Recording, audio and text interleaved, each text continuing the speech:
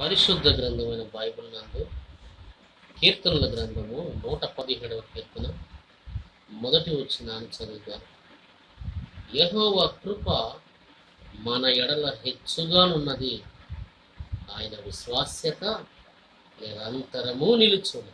ప్రియమైన వాళ్ళారా, పరిశుద్ధ గ్రంథంలో రాయబడిన మాటను మనం ధ్యానించుకోగలిగితే, యెహోవా కృప మన ఎడల హెచ్చుగా ఉన్నది.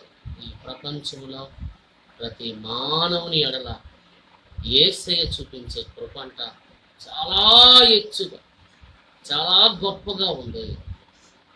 ఎంత గొప్పగా ఉందంటే, దావీదు మహారాజు గారు కీర్తన రాస్తూ ఆయన గురించి ఒక చక్కని మాటను తెలియపరిచారు. 103వ కీర్తనలో ఏమన్నాడంటే, బైబిల్ గ్రంథంలో 103వ కీర్తనలో దావీదు మాట్లాడుచున్న మాటను జ్ఞాపకం చేసుకుందాం. భూమి కంటే ఆకాశం ఎంత ఉన్నతంగా ఉన్నదో, ఆయన యందు భయభక్తులు గల వారి ఎడల ఆయన కృప అంత అధికముగా ఉన్నది. కృప చూడండి, ఎంత కృప అంటే అధికమైన కృప.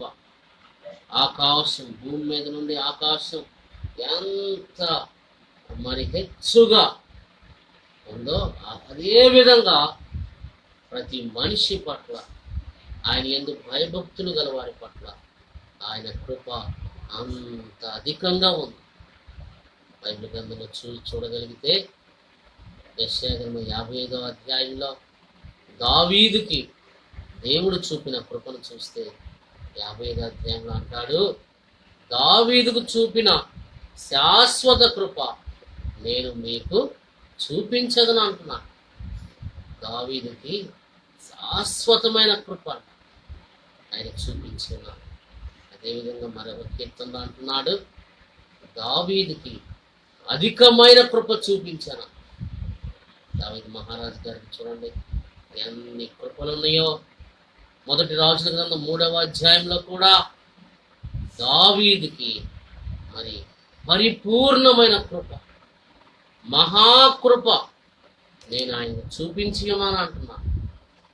పరిపూర్ణమైన కృప, మహాకృప, అధికమైన కృప, శాశ్వతమైన కృప దేవుడు దావీదుకు చూపించి ఉన్నాడు.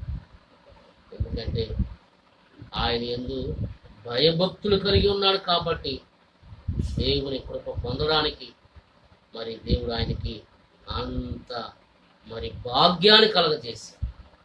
కాబట్టి మన యొక్క సమయంలో ఎవరైతే ఆయన యందు భక్తితో, భయముతో మరి ఎవరైతే జీవిస్తారో వారి పట్ల దేవుడు మంచి కృప, అధికమైన కృప, హెచ్చైన కృప మనకు చూపిస్తాడు. కనుక ఈ యొక్క సమయంలో ఆయన యందు భయభక్తులు కలిగి ఉన్నాడు, ఆయన యందు శ్రద్ధాభక్తులు కలిగి ఉన్నాడు.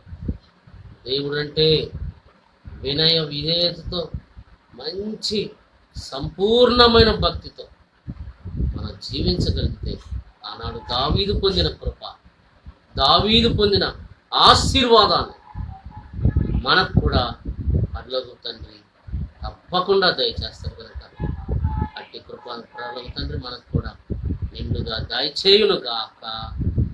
ఆమేన్.